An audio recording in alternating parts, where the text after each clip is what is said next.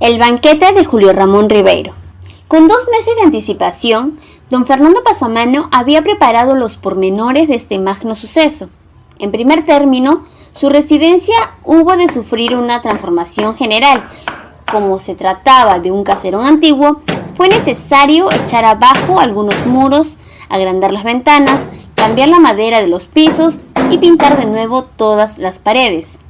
Esta reforma trajo consigo otras. Y como esas personas que cuando se compran un par de zapatos juzgan que es necesario estrenarlos con calcetines nuevos, y luego con una camisa nueva, y luego con un terno nuevo, y así sucesivamente, hasta llegar al calzoncillo nuevo, don Fernando se vio obligado a renovar todo el mobiliario, desde las consolas del salón hasta el último banco de la repostería. Luego vinieron las alfombras, las lámparas, las cortinas y los cuadros para cubrir esas paredes que desde que estaban limpias parecían más grandes. Finalmente, como dentro del programa estaba previsto un concierto en el jardín, fue necesario construir un jardín. En 15 días, una cuadrilla de jardineros japoneses edificaron en lo que antes era una especie de huerta salvaje un maravilloso jardín rococó donde había cipreses tallados, caminitos sin salida, laguna de peces rojos, una gruta para las divinidades y un puente rústico de madera que cruzaba sobre un torrente imaginario. Lo más grande, sin embargo, fue la confección del menú. Don Fernando y su mujer, como la mayoría de la gente proveniente del interior, solo habían asistido en su vida a comilonas provinciales en las cuales se mezcla la chicha con el whisky y se termina devorando los cuyes con la mano. Por esa razón, sus ideas acerca de lo que debía servirse en un banquete al presidente eran confusas. La parentela, convocada a un consejo especial, no hizo sino aumentar el desconcierto. Al fin, don Fernando decidió hacer una encuesta en los principales hoteles y restaurantes de la ciudad y así pudo enterarse que existían manjares presidenciales y vinos preciosos que fue necesario encargar por avión a las Viñas del Mediodía. Cuando todos los detalles quedaron ultimados, don Fernando constató con cierta angustia que en ese banquete, el cual asistirían 150 personas, 40 mozos de servicio, 2 orquestas, un cuerpo de ballet y un operador de cine, había invertido toda su fortuna, pero al fin de cuentas todo dispendio le parecía pequeño para los enormes beneficios que obtendría de esta recepción. Con una embajada en Europa y un ferrocarril a mis tierras de la montaña, rehacemos nuestra fortuna en menos de lo que canta un gallo, decía su mujer. Yo no pido más, soy un hombre modesto. Falta saber si el presidente vendrá, replicaba su mujer. En efecto, había omitido hasta el momento hacer efectiva su invitación. Le bastaba saber que era pariente del presidente, con uno de esos parentescos serranos tan vagos como indemostrables y que por lo general nunca se esclarecen por el temor de encontrar adulterino. Parecer plenamente seguro que aceptaría. Sin embargo, para mayor seguridad aprovechó su primera visita a Palacio para conducir al presidente a un rincón y comunicarle humildemente su proyecto. Encantado, me parece una magnífica idea, pero por el momento me encuentro muy ocupado. Le confirmaré por escrito mi aceptación. Don Fernando se puso a esperar la confirmación. Para combatir su impaciencia, ordenó algunas reformas complementarias que le dieron a su mansión un aspecto de un palacio afectado para alguna solemne mascarada. Su última idea fue ordenar la ejecución de un retrato del presidente que un pintor copió de una fotografía y que él hizo colocar en la parte más visible de su salón. Al cabo de 4 semanas, la confirmación llegó. Don Fernando, quien empezaba a inquietarse por la tardanza, tuvo la más grande alegría de su vida. Aquel fue un día de fiesta. Salió con su mujer al balcón para contemplar su jardín iluminado y cerrar con un sueño bucólico esa memorable jornada.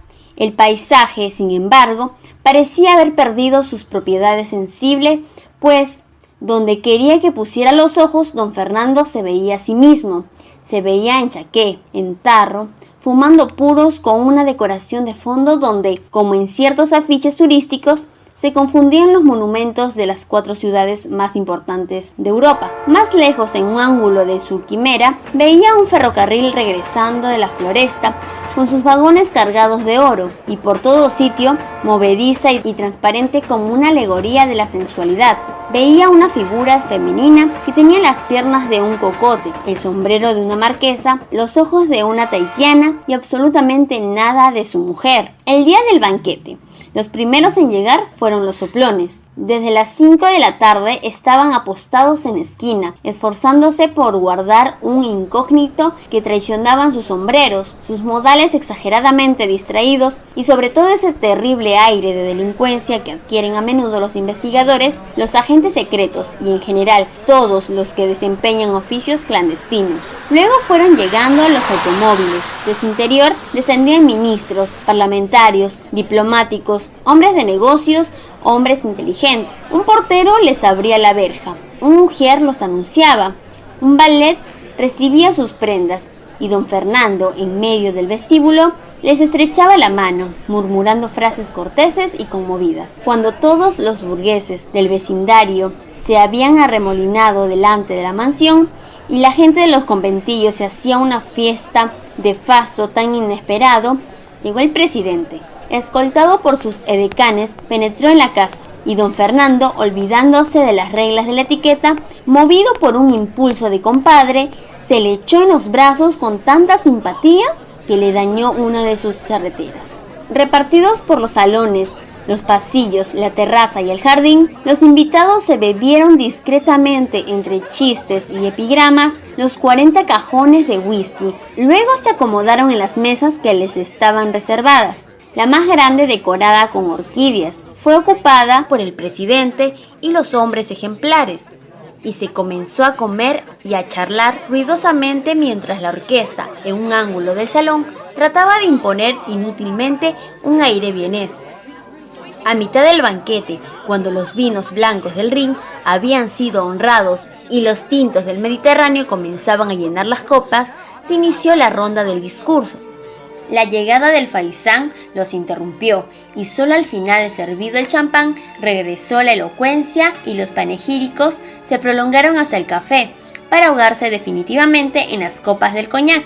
Don Fernando, mientras tanto, veía con inquietud que el banquete, pleno de salud ya, seguía sus propias leyes, sin que él hubiera tenido ocasión de hacerle al presidente sus confidencias. A pesar de haberse sentado contra las reglas del protocolo, a la izquierda del agasajado, no encontraba el instante propicio para hacer una parte. Para colmo, terminado el servicio, los comensales se levantaron para formar grupos amodorrados y digestónicos, y él, en su papel de anfitrión, se vio obligado a correr de grupo en grupo para reanimarlos con copas de mentas, palmaditas, puros y paradojas.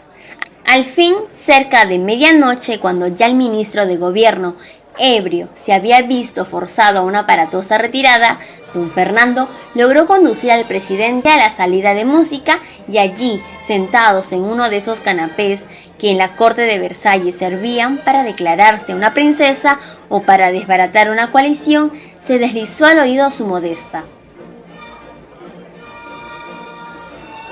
Pero no faltaba más. Justamente queda vacante en estos días la embajada de Roma.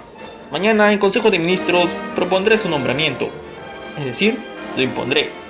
Y en lo que se refiere al ferrocarril, sé que hay en diputados una comisión que hace meses discute este proyecto. Pasado mañana citaré a mi despacho a todos sus miembros. Y a usted también, para que resuelvan el asunto en la forma que más convenga. Una hora después, el presidente se retiraba, luego de haber retirado sus promesas. Lo siguieron sus ministros, el Congreso, etc., en el orden preestablecido por los usos y costumbres. A las 2 de la mañana quedaban todavía merodeando por el bar algunos cortesanos que no ostentaban ningún título y que esperaban aún el descorchamiento de alguna botella o la ocasión de llevarse a hurtadillas un cenicero de plata. Solamente a las 3 de la mañana quedaron solos don Fernando y su mujer. Cambiando impresiones, haciendo auspiciosos proyectos, permanecieron hasta el alba entre los despojos de su inmenso festín.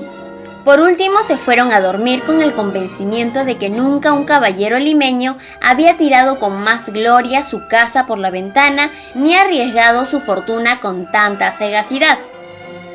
A las 12 del día, don Fernando fue despertado por los gritos de su mujer. Al abrir los ojos, le vio penetrar en el dormitorio, con un periódico abierto entre las manos. Arrebatándoselo, leyó los titulares y sin proferir una exclamación, se desvaneció sobre la cama. En la madrugada, aprovechándose de la recepción, un ministro había dado un golpe de estado y el presidente había sido obligado a dimitir.